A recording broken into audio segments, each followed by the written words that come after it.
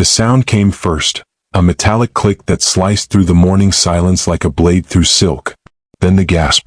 Then the terrible stillness that descends when everyone realizes something sacred has been violated beyond repair. At Riverside National Cemetery, beneath a canopy of ancient oaks and morning fog so thick it seemed to muffle even grief itself, a police officer stood with his service weapon drawn, aimed directly at the chest of a woman in military dress uniform. The woman didn't flinch, didn't beg, didn't move. She simply stood there, 3 silver stars gleaming on her shoulder, her eyes locked on the man who had decided she didn't belong at a soldier's funeral. What Officer Derek Pollson didn't know, what he couldn't have known because he never bothered to look beyond the color of her skin, was that Major General Cassandra Wright had stared down death more times than he had drawn his weapon in his entire career. She had commanded soldiers through ambushes in Kandahar, carried wounded men through minefields in Helmand Province, and once talked down an armed insurgent holding 3 American hostages with nothing but her voice and her unwavering conviction that every life mattered. But she had never, not once in 26 years of service, had a gun pointed at her on American soil.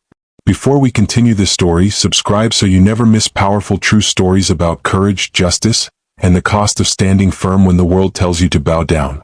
The fog that morning was the kind that swallows sound, that turns everything into a watercolor painting where edges blur and reality becomes negotiable. Major General Cassandra Wright's sedan rolled through the iron gates of Riverside National Cemetery at 0647 hours, 13 minutes before the scheduled service for Captain James Reeves. She had left Washington at 4 in the morning to be here, had declined the offer of a military escort, had chosen to drive herself because some journeys needed to be made alone, with nothing but memory and silence for company. The uniform she wore was pristine, dress blues with every ribbon, every medal, every insignia positioned with the precision that comes from muscle memory and respect for what those symbols represent. On her left breast, the silver star sat beside the bronze star with Valor device. The Purple Heart she'd earned when shrapnel from an IED tore through her left shoulder during a convoy ambush outside Kabul.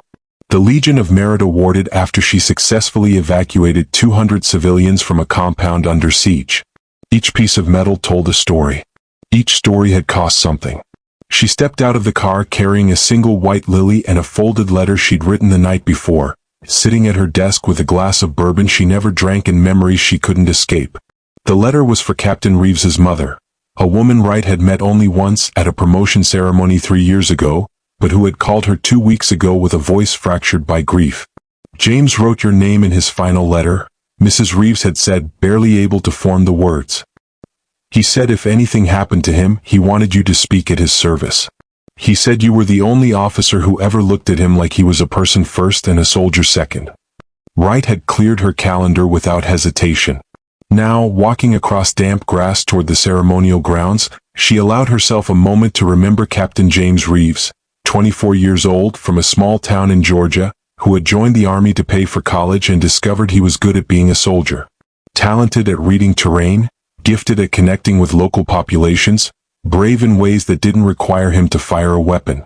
She remembered the day he'd come to her office in Bugram, nervous but determined, to report that another officer had been skimming supply funds. Reeves had brought documentation, had risked his career to do the right thing. Wright had listened, investigated, and ensured justice was served. That officer was court-martialed. Reeves was never retaliated against. "Thank you for believing me, ma'am," he'd said afterward. "Thank you for trusting the system enough to come forward," she'd replied. 6 months later, his convoy hit an IED on a supply run. He'd died protecting a local interpreter's family, throwing himself over 2 children when the explosion came. The Army had awarded him the Bronze Star posthumously. His mother had asked Wright to be there when they buried him. Wright intended to honor that request. Officer Derek Pollson had been working cemetery security for 6 years, and in that time he'd developed certain instincts about who belonged at military funerals and who didn't. He couldn't always articulate these instincts, wouldn't have dared to write them down in any official capacity, but they lived in his gut like a coiled snake, ready to strike when something felt off. When he saw the black woman in uniform walking toward the ceremonial grounds, every one of those instincts fired at once. She moved with too much confidence, held her head too high, wore too many medals for someone he'd never heard of. The whole thing reeked of stolen valor, of someone playing dress-up to gain access to events where they didn't belong. He stepped directly into her path, one hand resting on his belt near his service weapon, a gesture he'd perfected over years of making people understand who was in charge. "Stop right there," he called out, his voice carrying across the quiet morning. "This is a restricted area. Private ceremony. You need authorization to proceed." The woman stopped. Didn't look startled or guilty. Just stopped. As if she'd expected this. As if she'd been stopped before and knew exactly how it would unfold. "Good morning, officer," she said, her voice level and professional. "I'm here for Captain Reeves's service. I was invited by his family." The politeness irritated Pollson. They always started polite, thinking good manners would get them past protocol. He'd learned to see through it. "I'll need to verify that," he said, not moving aside. "ID, please." Wright reached slowly into her jacket, a deliberate movement designed to signal no threat, and produced her military identification card. She extended it toward him with the photo and credentials clearly visible. Pollson took it, glanced at it for maybe 3 seconds and handed it back. "This doesn't grant you access. I have a specific list of approved attendees. Your name needs to be on it." "I assure you it is," Wright said. "Captain Reeves's mother, Margaret Reeves, personally called to invite me. I'm Major General Cassandra Wright. I commanded Captain Reeves's unit in Afghanistan." The words Major General should have changed everything. Should have triggered an immediate adjustment in Pollson's posture, his tone, his entire approach. Instead they triggered something else. His jaw tightened. His eyes narrowed. And when he spoke again, his voice carried an edge that had nothing to do with security protocols. "You expect me to believe that?" He gestured vaguely at her uniform, at her face. "I've worked this cemetery for 6 years.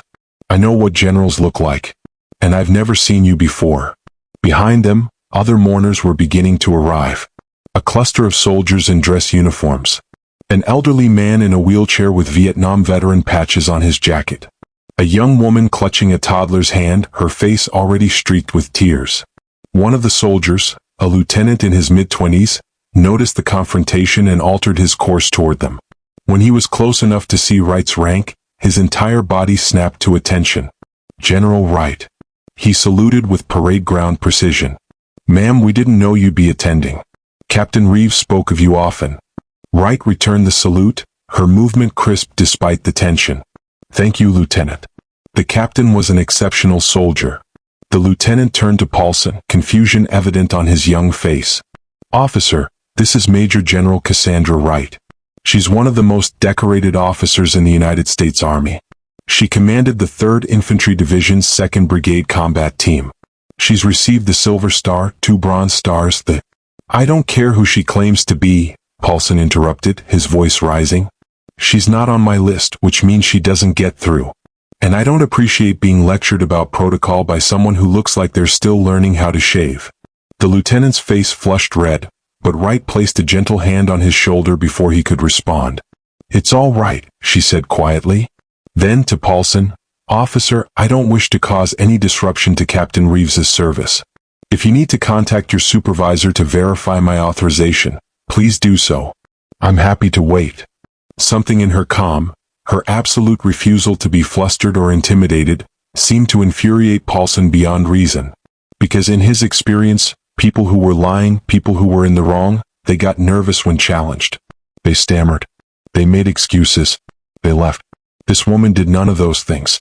"You people," he said, the words coming out before he could stop them, before he could remember there were witnesses, "always think you're entitled to special treatment. Always trying to push your way into places you don't belong. Well, not here. Not on my watch." The air itself seemed to freeze. "You people." Every mourner within earshot heard it. The elderly veteran's wheelchair stopped moving. The young mother with the toddler turned to stare. The soldiers went rigid. Wright's expression didn't change. But something shifted in her eyes. A flicker of recognition, of understanding, of weary familiarity with a script she'd encountered too many times before.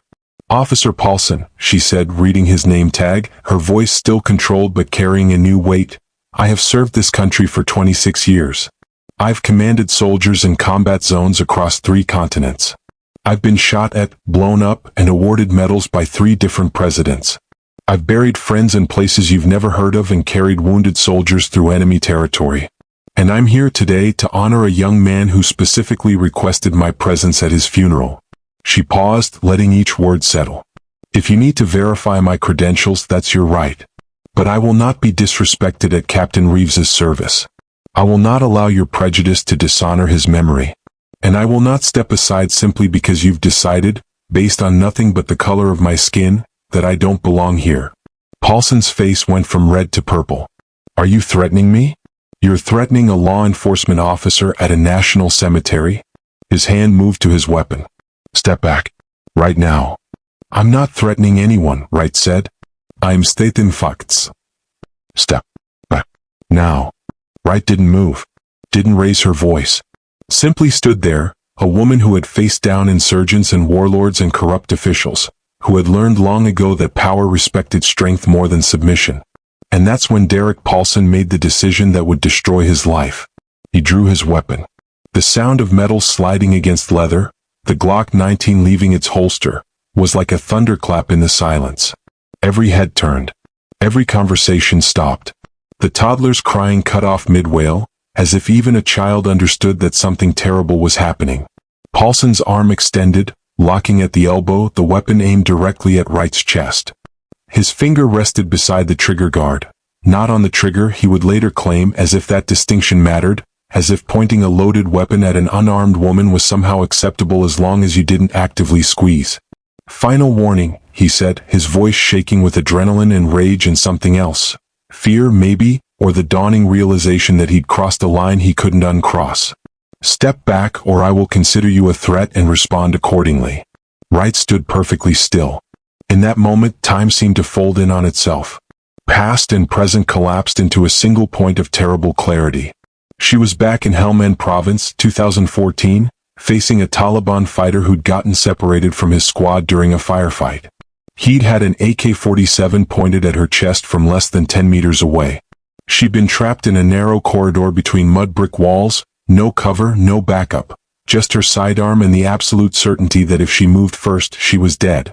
She'd stared at him. He'd stared back.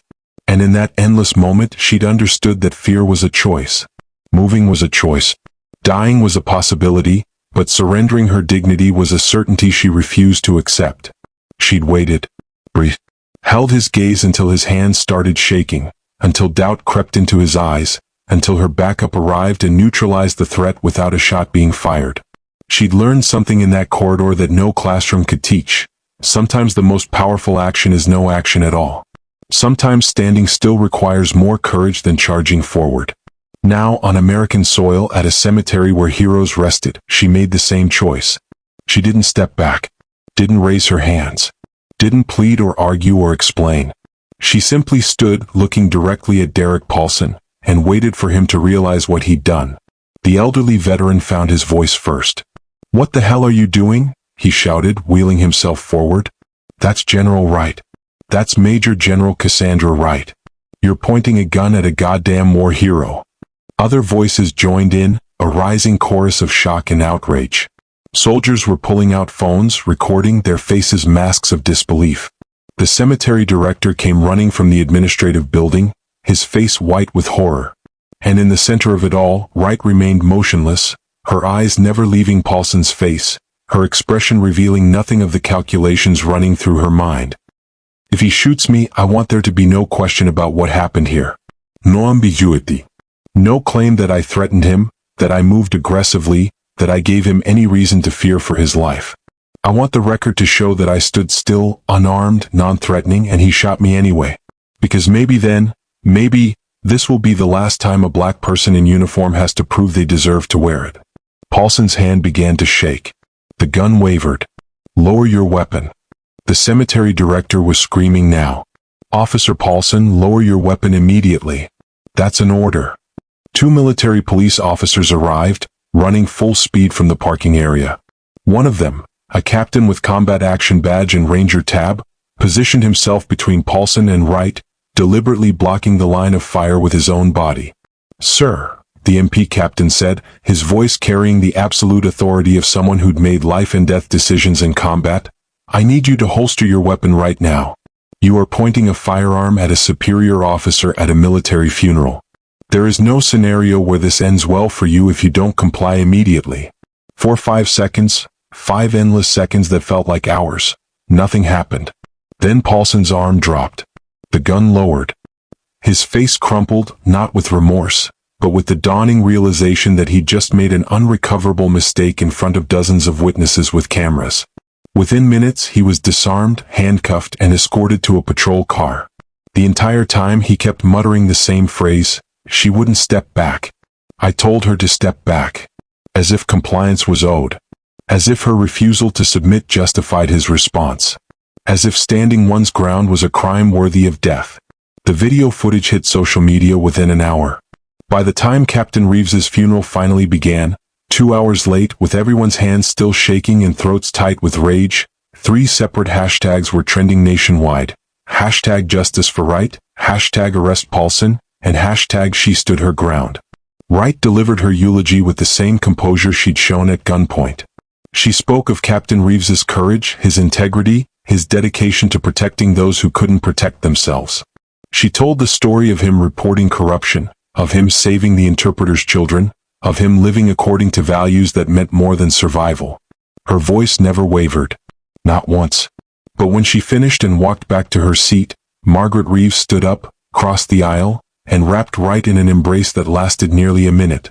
The older woman was sobbing, her entire body shaking, and Wright held her steady, one hand on her back, whispering words no one else could hear. Later, Mrs. Reeves would tell reporters, "She saved my son's life once in Afghanistan. Carried him to safety when his convoy was attacked. And today, someone pointed a gun at her at his funeral.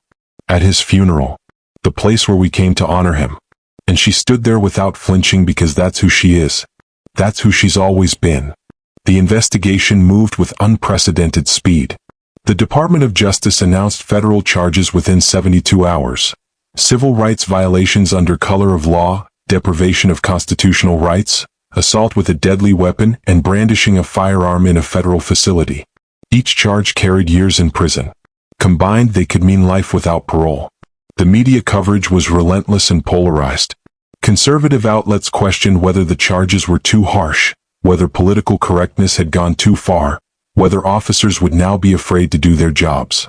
Progressive outlets called for systemic reform, for examining how many other Derek Pollsons were out there wearing badges and carrying guns. But the military community was unified in its response. Within a week, more than 50 active and retired generals signed an open letter demanding accountability. Hundreds of soldiers who'd served under Wright came forward with stories of her leadership, her sacrifice, her unwavering commitment to those under her command. Sergeant Marcus Powell, who'd served in her unit in Afghanistan, appeared on CNN. General Wright once spent 18 hours negotiating with tribal elders to secure the release of 3 American contractors. No shots fired. No casualties. She brought everyone home because she believes every life matters. American, Afghan, everyone. And some racist cop thought he could intimidate her? He had no idea who he was dealing with. Lieutenant Sarah Chin, now a captain stationed in South Korea, posted a Twitter thread that went viral. During the 2015 Nepal earthquake, General Wright coordinated rescue operations that saved over 200 lives. She worked for 48 straight hours without sleep. I watched her pull a child from rubble with her bare hands. She's received medals from 3 presidents. And a cemetery cop thought she was faking her credentials? The delusion. The audacity. The racism. The stories kept coming. Each one added another layer to the portrait of a woman who dedicated her entire adult life to service, only to be threatened at gunpoint because someone couldn't believe she'd earned the right to wear her uniform. The courtroom was packed every day of the 6-week trial. Media credentials were so coveted that journalists from major outlets had to rotate attendance. Outside, protesters held vigil. Mostly veterans, many in uniform, standing in silent solidarity. Wright attended every session, sitting in the front row in civilian clothes, a deliberate choice to ensure the focus remained on the evidence, not her rank. The prosecution's case was methodical and devastating. They presented the video footage from 8 different angles. Played the audio that clearly captured Pollson's "You people" comment. Brought in expert witnesses on use of force who testified that at no point did Wright make any gesture that could be reasonably interpreted as threatening. Then they obtained Pollson's personnel file through discovery, and the case went from strong to airtight. The file contained 17 complaints over 6 years, 14 from Black or Hispanic cemetery visitors who reported being questioned, delayed, or harassed without cause. Each complaint had been dismissed or marked insufficient evidence. But the pattern was undeniable. One complaint stood out. 3 years earlier, a Black Army chaplain had reported that Pollson detained him for 45 minutes, refusing to believe his military ID was legitimate. The chaplain's complaint included a prescient line. This officer's behavior suggests he fundamentally cannot accept that people who look like me might hold positions of authority. Someone needs to address this before his prejudice causes real harm. The complaint had been filed and forgotten. Now it was being read aloud in federal court as evidence of a pattern, a history, a man who'd been allowed to indulge his prejudices until they finally exploded into something that couldn't be ignored. The defense tried to paint Pollson as a dedicated officer who'd made a mistake in a tense moment. They brought character witnesses who described him as friendly, professional, committed to his job. But under cross-examination, several witnesses admitted they'd heard him make racially insensitive comments. One former colleague reluctantly confirmed that Pollson once said he could always spot the real soldiers from the fakers, based on appearance. When pressed on what that meant, the witness had no answer. Wright took the stand on day 18 of the trial. The courtroom fell completely silent as she was sworn in. Assistant U.S. Attorney Jennifer Blackwood's questions were straightforward. General Wright, please describe what happened on November 17 at Riverside National Cemetery. Wright's testimony was clinical, precise, emotionless. She recounted every detail, the timing of her arrival, the content of every exchange, the moment the weapon was drawn. She didn't exaggerate, didn't dramatize. Simply stated facts with the clarity of someone who'd written countless after-action reports. When she finished, the defense attorney rose for cross-examination. Richard Stokes was known for aggressive tactics, for finding ways to rattle witnesses. He didn't get far with Wright. General Wright, he began, his tone suggesting skepticism, you've been in combat. You've faced enemy combatants. Are you seriously suggesting you felt threatened by Officer Pollson? Wright looked at him for a long moment before answering. Mr. Stokes, I've been shot at by people who wanted me dead because I was their enemy in a war zone. I understood their motivation even as I defended myself against them. But I've never had someone draw a weapon on me because they couldn't accept that someone who looks like me might have earned the right to wear this uniform. Yes, I was threatened.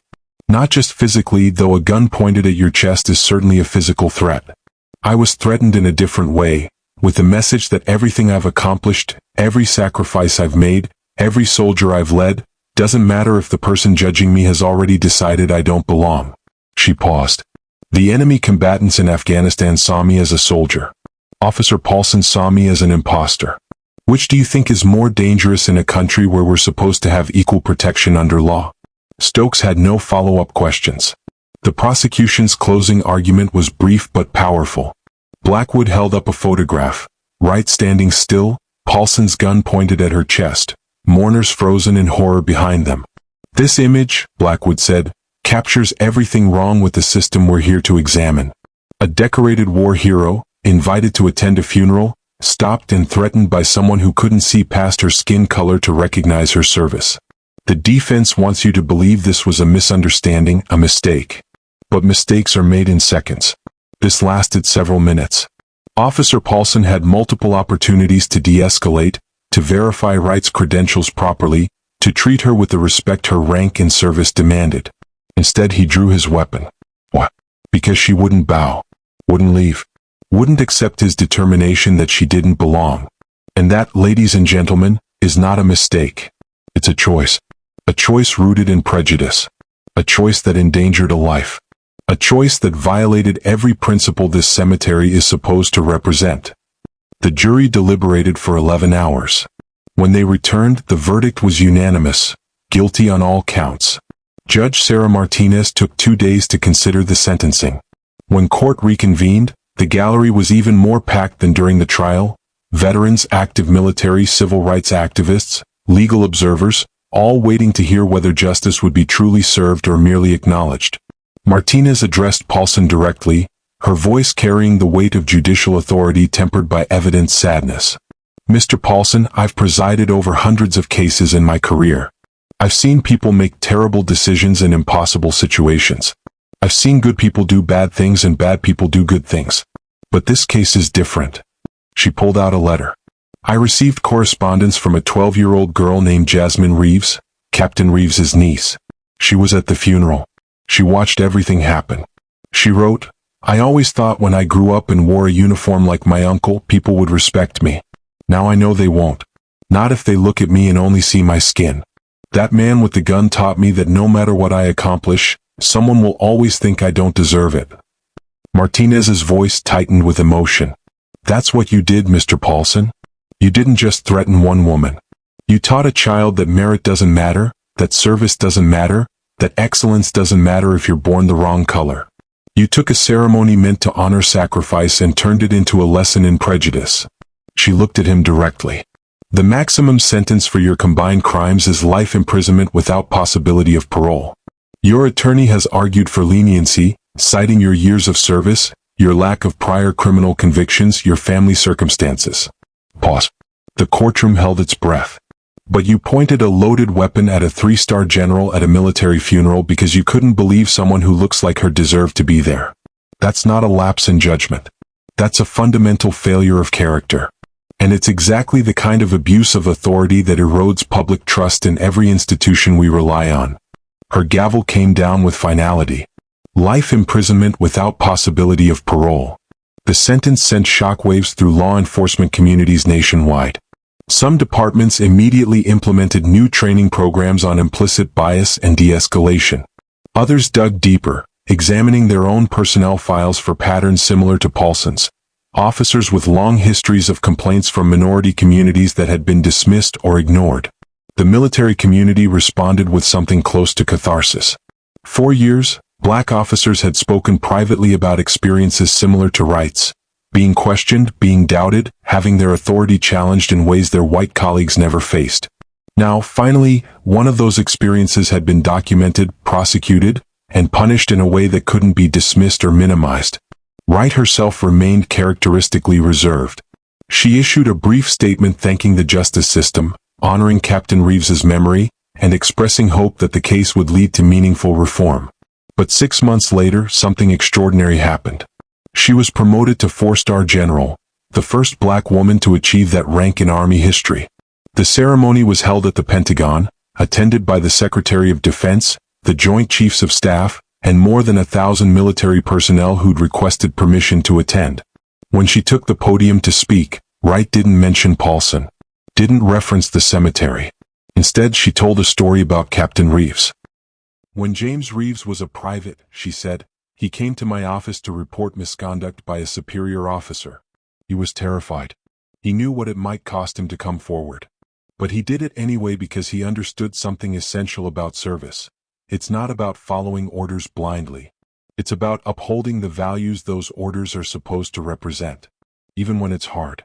Especially when it's hard. She paused, her eyes scanning the audience. James taught me that courage isn't the absence of fear. It's the decision to do what's right even when you're afraid. Even when you're standing alone. Even when every instinct tells you to step back, to stay quiet, to accept injustice because fighting it is too costly. Her voice softened. I think about him every day. About the choice he made to speak up. About the choice he made to protect those children. About every choice he made that said, I will not compromise my values for convenience or safety. And I hope, I pray, that we honor his memory not just with ceremonies and medals, but by making those same choices ourselves. Every day. In every moment that tests who we are. The standing ovation lasted 4 minutes. 2 years after the sentencing, Wright returned to Riverside National Cemetery. She came alone, just before dawn, when the fog still blanketed the grounds and the only sound was the distant call of mourning doves. She walked to Captain Reeves's grave, placed a white lily on the headstone and stood in silence. She thought about that day. About the gun. About the choice she'd made to stand still, to refuse submission, to risk everything rather than accept that she didn't belong. She thought about all the moments in her career when she'd had to make similar choices, smaller but no less significant. The times she'd had to prove herself in ways her white male colleagues never did, the times her authority had been questioned, the times she'd been mistaken for support staff at meetings where she was the highest-ranking officer present. She thought about the soldiers she'd led who faced those same challenges every day, who served with excellence and still had to justify their presence in spaces that should have welcomed them without question.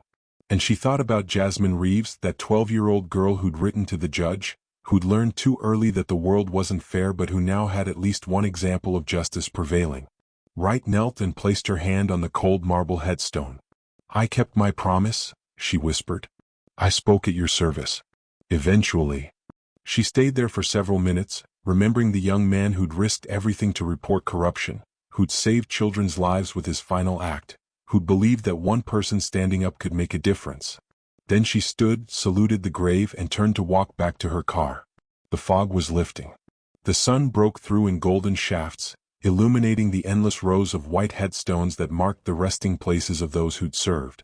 Wright paused, taking in the scene, the beauty and the sorrow of it, the weight of all those lives given in service to ideals that weren't always honored but were always worth fighting for. She thought about Derek Pollson serving his life sentence, and felt something that wasn't quite pity but wasn't satisfaction either. Just a quiet recognition that justice had been served but the work wasn't finished. Would never be finished. Because the cemetery was peaceful now, sacred again, the way it should have been from the beginning. But how many other places remained where people like her still had to prove they deserved to stand?